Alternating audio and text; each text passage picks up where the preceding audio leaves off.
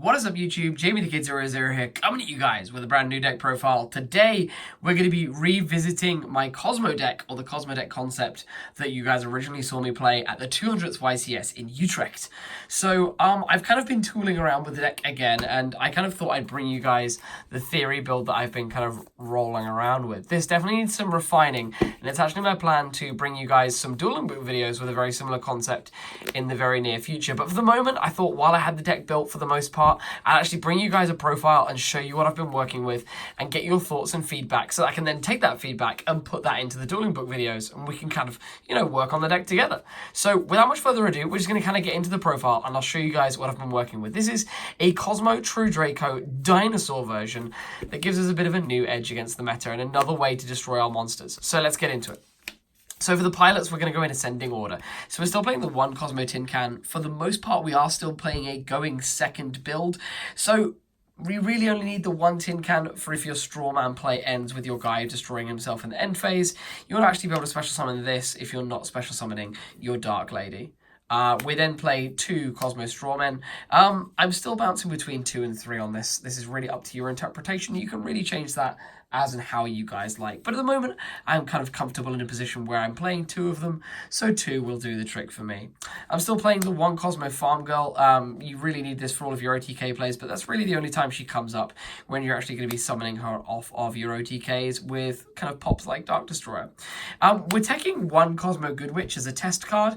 This is a card that's much more suited to a build that is more Gold Sarcophagus intensive, so a version like this would be playing a Giant Rex and an extra Cosmo Town, because you can Gold Sarcophagus this away, add this to your hand with Cosmo Town, and use it to flip cards like Thunder Dragon Colossus face down. So that's something that I normally want to use at the moment. I'm still playing one in my builds, but it's much less effective than it would otherwise be in some of the other versions. So if you want an easy out to Thunder Dragons, maybe consider Gold Sarc, this, and Cosmo Town.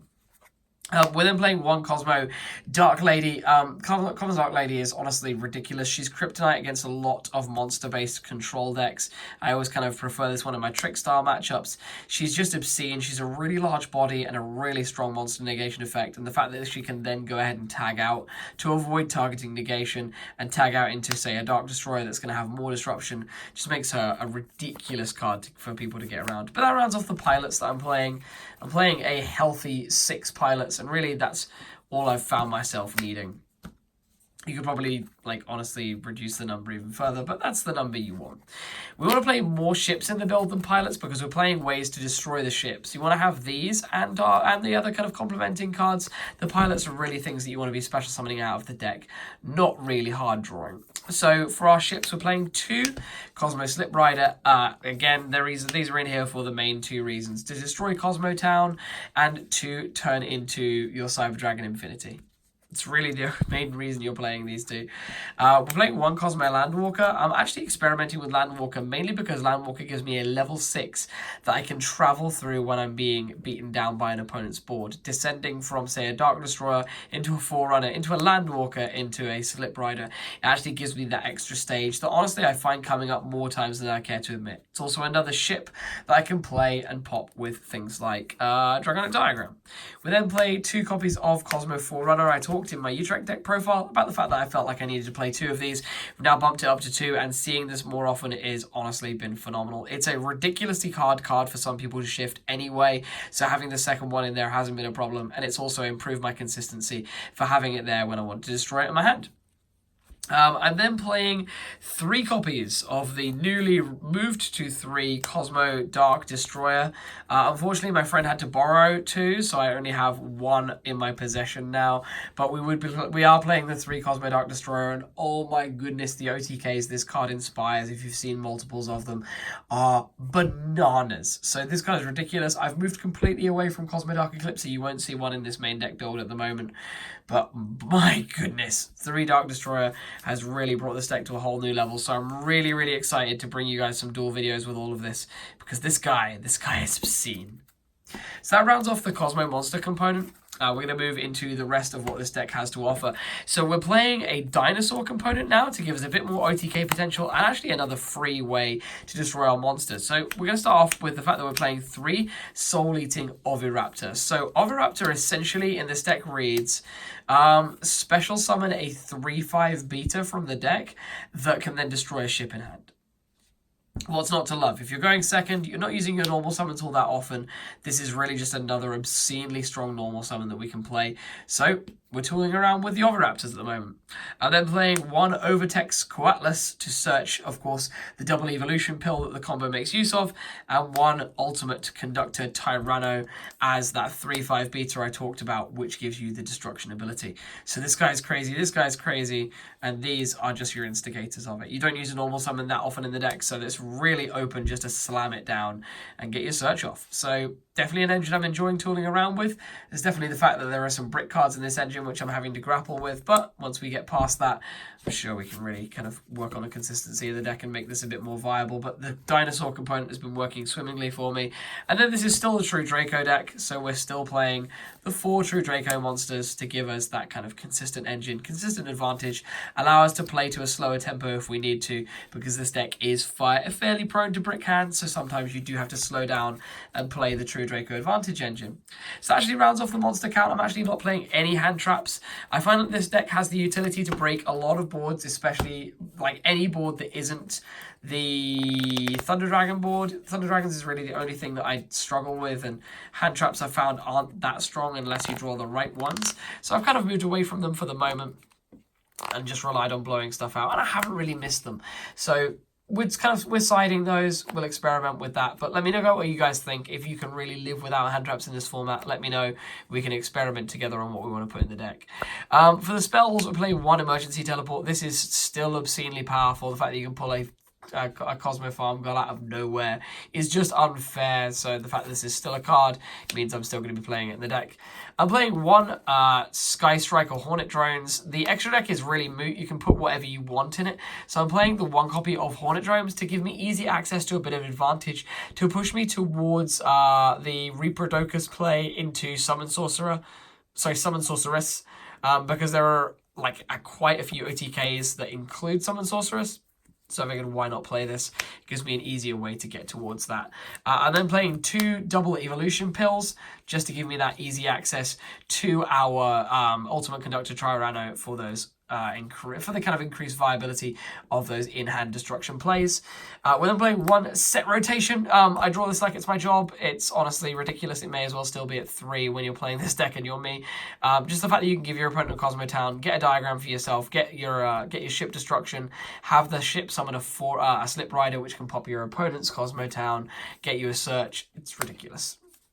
So set rotation, and then of course the 2 terraformings to accompany it to get you that additional search towards your Dragonic Diagrams, which is your main combo starter.